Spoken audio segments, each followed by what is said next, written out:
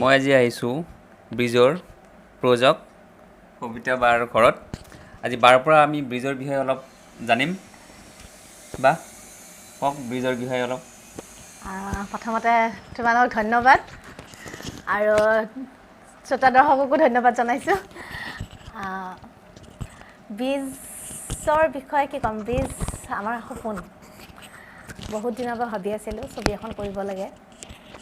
তেনেকৈ ব্ৰিজখন ব্ৰিজখন আচলতে গোটেই ছবিখন এটা নিউজ। বহুতকেইটা মানে নিউজ কালেক্ট কৰিহে ব্ৰিজখন হৈছে। মানে তাতে কোনো মিছা কথা নাই। আৰু আমাৰ হয়তো পেপাৰ কাটিংবিলাক এতিয়াও আছে থৈ দিয়া। তেনেকৈ ব্ৰিজৰ সৃষ্টি হ'ল। আৰু ব্ৰিজত ইমান সহায় সহযোগিতা মানুহখিনি পালোঁ চবৰে, মানে লোকেশ্যনত হওক, মানে আমাৰ টেকনিচিয়ান কলা কুশলী যিখিনি আছে সকলোৱে ইমান ভালকৈ আমাৰ লগত সহযোগ কৰিছিলে। হয়তো তাৰ কাৰণে আজি ব্ৰিজ এইটো পৰ্যায় পালে কিজানি। সেনেকুৱা সহায় সহযোগ কৰিলে বিৰাট ভাল লাগে না? সঁচাকৈ বহুত ভাল লাগে।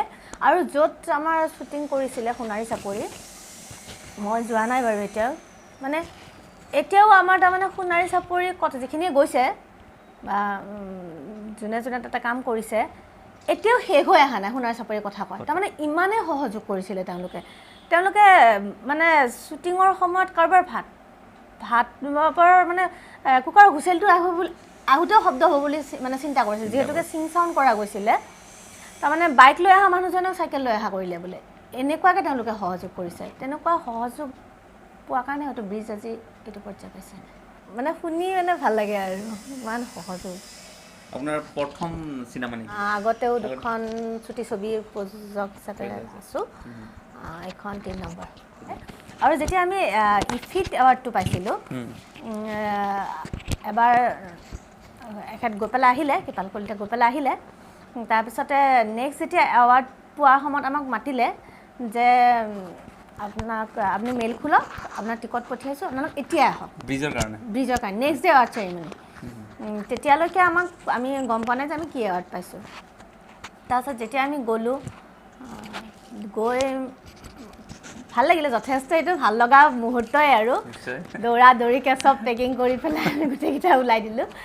তাৰপিছত গৈ তাতে যিটো পৰিৱেশ দেখিলোঁ, তাৰপিছত আৰু যেতিয়া মানে এনাউন্সমেণ্ট দিলে এৱাৰ্ড লোৱাৰ সময়ত, আমি হেৰি পাইছিলোঁ, জুৰিৰ স্পেচিয়েল মেনশ্যন এৱাৰ্ডটো পাইছিলোঁ।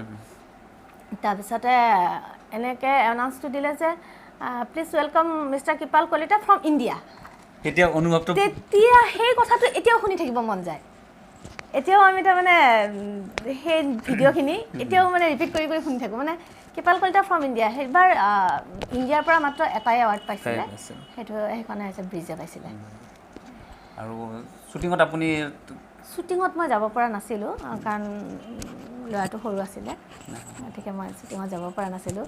কিন্তু শুনিয়ে গোটেই মানে এতিয়াও তাৰমানে সাধু কথা টাইপ লাগে। তেওঁলোকৰে কোৱা হোৱা নাই সোণাৰী চাপৰিৰ কথা। আৰু কৃপাল দাইটো চাগে বেছি সময়ো দিব নোৱাৰে ঘৰত। সময় দিব নোৱাৰে বাৰু নিজৰ কামৰ মাজতে, তথাপি যিমানখিনি পাৰে সময় দিব চেষ্টা কৰে। কেতিয়াবা খং উঠেনে আপোনাৰ? খং উঠে, নুঠা নহয়। এতিয়া ছোৱালী এজনীও হ'ল, তাইৰ 1.5 মাহ, তাইকতো এইবাৰ একেবাৰে সময় দিব পৰা নাই। কিন্তু উপায়ো নাই, আমাৰ কামেই যিহেতুকে এইটো, জীৱন জীৱিকাই এইটো, কাম কৰিবই লাগিব। কৃপাল দাই ৰন্ধা বঢ়া কৰেনে নে নাই আপুনিয়ে নাই গোটেই? নাই নাই ৰন্ধা বঢ়াৰ ফালে, পাকঘৰৰ ফালে নাযায়। কিন্তু চাহ খুব খায়, গতিকে চাহ একাপ বনাই খায়। চাহ যথেষ্ট খায়, গতিকে চাহ একাপ, বা ৰাতি কাম কৰি থাকিলেও মই যদি সাৰে থাকোঁ বনাই দিওঁ কেতিয়াবা। খুব কমে বনাই দিয়া যায়, কিন্তু বেছিভাগ তেওঁ নিজে বনাই খায়। ৰাতি চাহ বনাই থাকে, খাই থাকে, কাম কৰি থাকে। আৰু আপোনাৰ ডাঙৰ ল'ৰা কি নাম আছিল? তাৰ নাম হৰ্ষিল কলিতা। তাৰ বিষয়ে অলপমান কিবা? তাৰ বিষয়ে কি ক'ম, সি বয়স হিচাপে যথেষ্ট বুজা ল'ৰা। কোনো ধৰণৰ আমনি তেনেকুৱা নাই। চাই থাকোঁ মই, কোনো ধৰণৰ গান চান, অকণমান নিচাটো আছে তাৰ। এতিয়া তাৰ বৰ্তমান ব্ৰিজৰ প্ৰমোচনৰ ভূতে ধৰিছে। তাৰ ৰাতিপুৱা উঠি আজি প্ৰমোচনত ক'ত যাম, দেউতা আজি প্ৰমোচনত ক'ত যাম, প্ৰমোচন কৰিব যাব। ঘৰত অহাৰ সময়ত যাব হোৱা নাই, ঘৰত আমি আকৌ প্ৰমোচনত যাব লাগে। গতিকে তাৰ ফালৰ পৰা মই একো আমনি পোৱা নাই এতিয়ালৈকে, যথেষ্টখিনি মানে বুজে।